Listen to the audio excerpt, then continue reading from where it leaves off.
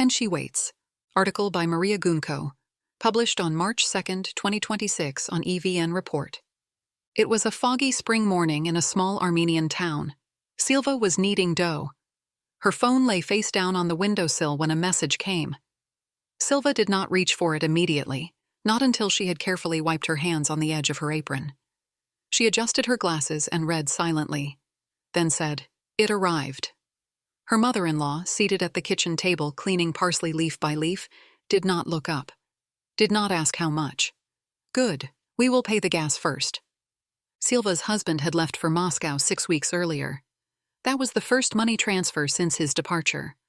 She opened the second drawer beneath the stove and took out a small notebook with worn-out edges and foxed paper. Inside, I could see columns of numbers filling several pages. Electricity, gas, flour, school fees, medicine for her mother-in-law, repayment to a cousin who had lent money during winter. The transfer had been anticipated. It was already divided before it arrived. That scene is quite unremarkable by the standards of that town where, following the collapse of socialism, lack of statecraft and deindustrialization had hollowed out the possibility of a life built in one place. Factories had closed. Infrastructure was in various stages of decay. Men had left to build cities for other people in Russia, and women had stayed behind. What I stumbled upon was not, at least not only, poverty or absence, but a life in waiting, patient, practiced, almost entirely invisible but carried along with endurance and dignity. On the other side of town, Gayane leaned on her balcony railing with a cup. Her husband was in Moscow. "Until winter," he had said. Every evening, Gayane called him and narrated the day.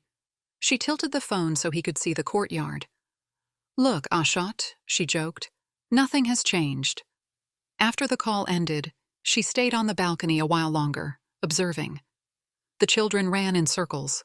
The old men settled into the gazebo. Somewhere, a gate clicked shut. "Movement belongs to men, Maria John. Stability is organized by women.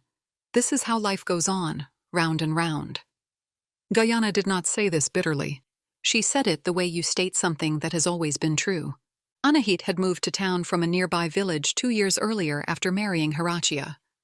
Several weeks after the wedding, he had left for Rostov-on-Don. "We hardly had time to talk, you know, how it should be. I did not even learn the house properly before he went." On the refrigerator in that house hung a calendar. Certain dates were circled in red pen, the days when the remittance was due. He says I should ask him before making big decisions. But what is a big decision? This was a deceptively small question.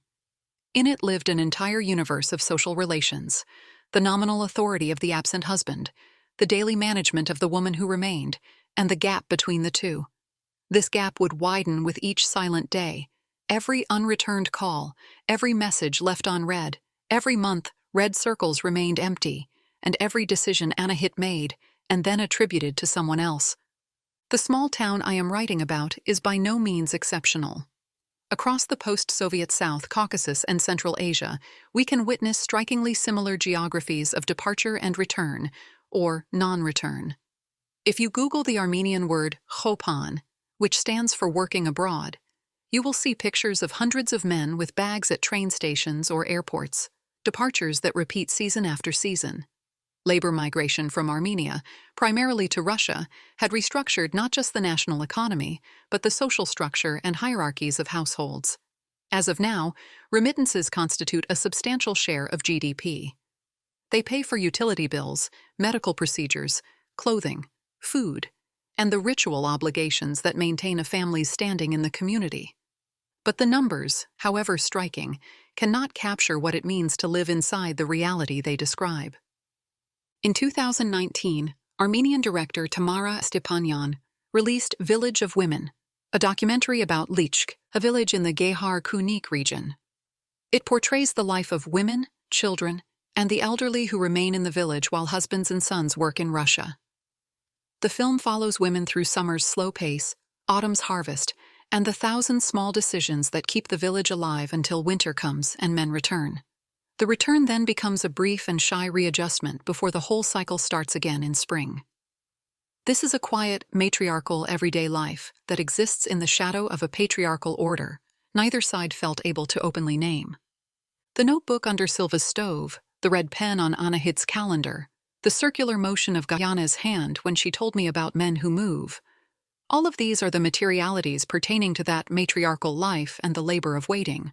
The waiting is deeply active, saturated with calculation and anticipation. When Anahit's father-in-law asked what she did all day, she laughed and answered, "I am waiting." The response was received as a joke. Waiting did not count as labor because it left no material trace, no product, no accumulation, no visible output. Yet it organized everything. It structured her days, oriented her routines, kept her attuned to an elsewhere so that the household remained functional and coherent. Waiting was a work of alignment between a life in one place and a livelihood in another. Later that afternoon, when Silva got the first remittance of the year, I accompanied her to the bank in the nearby town. She put on makeup and wore her best dark wool coat. On the way to the minibus stop, she told every acquaintance we passed the purpose of our journey. Withdrawing remittance money was a small performance, a demonstration that the household was functioning, that the absent husband continued to fulfill his role of a breadwinner, that the family remained intact and solvent. When we returned, Silva began to divide the cash. Part into a metal tin in the cupboard labeled roof, part into an envelope for utilities, part to her mother-in-law. By evening, the dough had risen. She baked the bread and set the table for dinner. The routine in the house continued, even if the chair to the right of Silva's father-in-law at the head of the table remained vacant. It was this image, the set table, the empty chair, that captured the asymmetry at the heart of transnational households. The absent husband was figured as the one who did something, who endured hardship for the family. The wife who stayed was imagined as supported rather than sustaining. His labor was visible. Hers was the condition that made his possible. Women inhabited a system of recognition in which continuity was taken for granted. Yet, the chickens were fed, the jars were sealed, the floors were swept, the table was set, the children were at school, and the elderly parents were cared for. These acts reproduced the material and effective conditions that allowed labor migration to continue at all, the stable home to remit to, the children whose well-being justified sacrifice, the property worth returning for.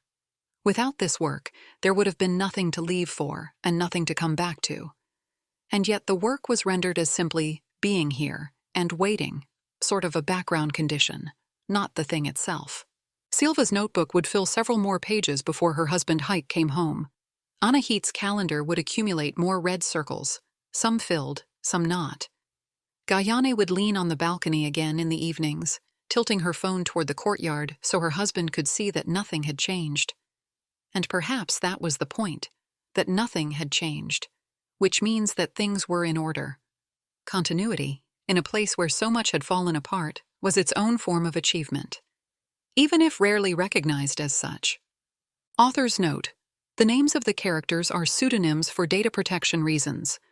The text is written partially drawing on data collected with financial support from the European Research Council, ERC, under the European Union's Horizon 2020 Research and Innovation Program, Grant Agreement Number 865,976.